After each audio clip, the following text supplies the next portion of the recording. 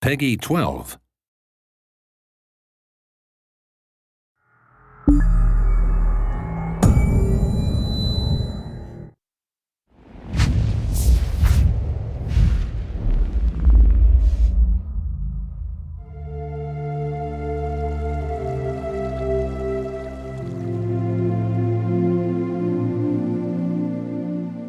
With the Elder Scrolls Online, we're bringing two different groups of players together. We got the Elder Scrolls crowd, which is used to great games like Skyrim and Oblivion and Morrowind and the older games. And then we have the MMO crowd, which is used to all the great MMOs from the last 15 years. We're bringing them all together into one great game, and we're really excited to tell you about it.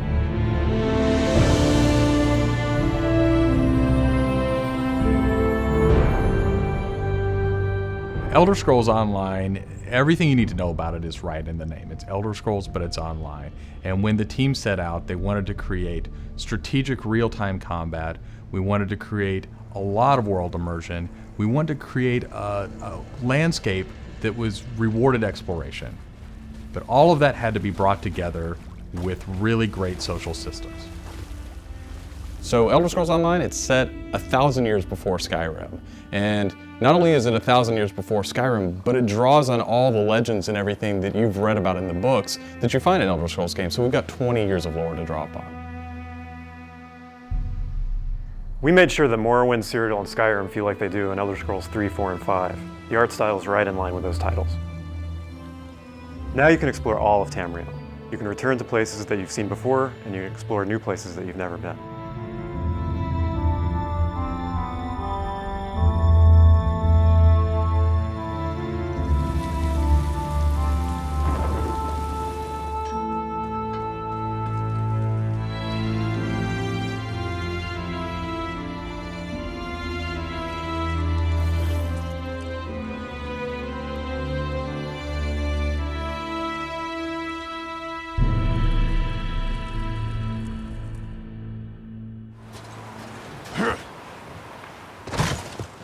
This is an Elder Scrolls combat system. Moving your mouse will make you look around and aim your weapon. You can tap your left click to attack, hold it to power, hold your right click to block, and of course, sprinting, crouching, and sneaking around play a role.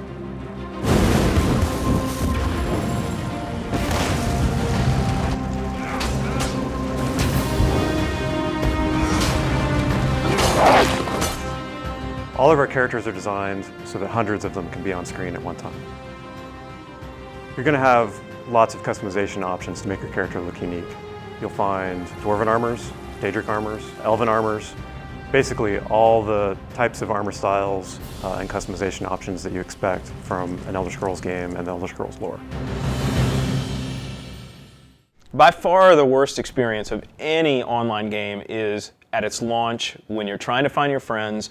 You can't find people, you create a character on one shard and then you find out everyone else is on another shard and you have to move. That experience is not good.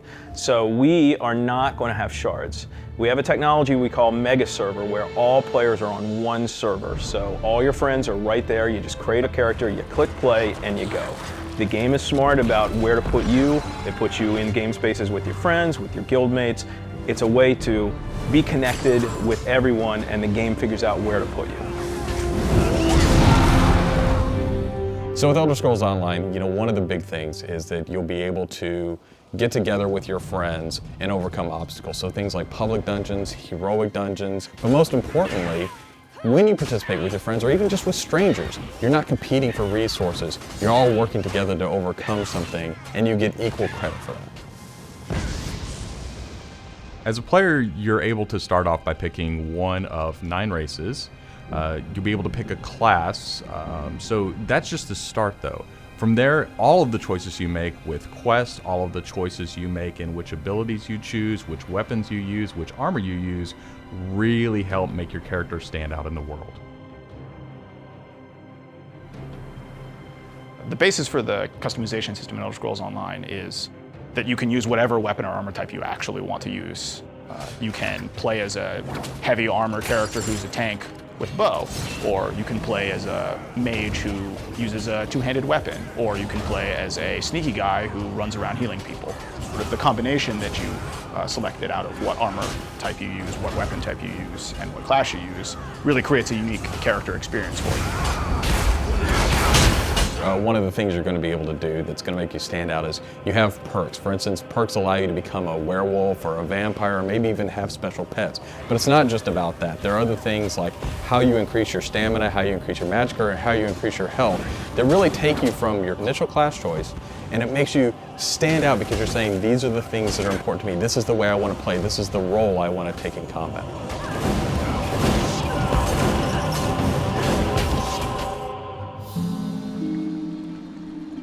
Questing in Elder Scrolls Online was built around a pretty simple concept, and that was that we wanted the player to explore. And we wanted, when the player explored, for them to be able to see something around a corner and say, oh, well, I was on this quest, but now I see something over there that's really interesting. And so they had this decision point of, which thing do I do next? And that's really where we want the player to go. It's not what do I do next, it's which one of these things do I do next. The way a player finds quests in our game is really through exploration. As they wander around the world, we have an on-screen compass, and that really points out the areas of opportunity or points of interest to the player. When the player finds a point of interest in the world, this is really where all of our story content is. And they're an opportunity for the player to make a change in the world. And a really good example of that is there's a werewolf invasion.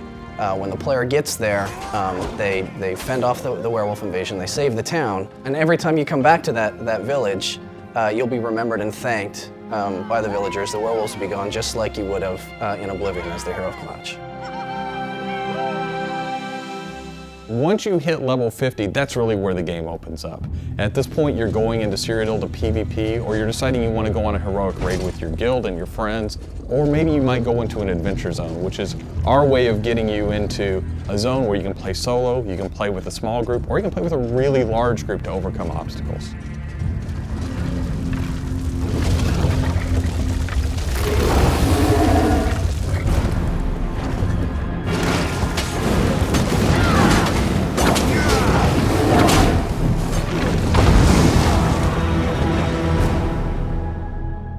PvP in Elder Scrolls Online is focused around taking various structures in Cyrodiil. If you remember Cyrodiil from Oblivion, the space is very large, and that's a perfect setting for having three alliances fight each other. During this timeline, Imperial City is up for grabs, and there's no Emperor, so players are going to be fighting using trebuchets, catapults, all kinds of weaponry to take and hold keeps, structures, and resource fixtures around the keep to actually give the opportunity to crown one of themselves as an Emperor. It's really important to us that PvP isn't just a veteran game. It's got to be something that people can do from the very beginning because you want to be comfortable in getting into this. So we make sure that everybody is on equal footing. So even at level 10, you can go into our PvP area and really have a great experience and a good time.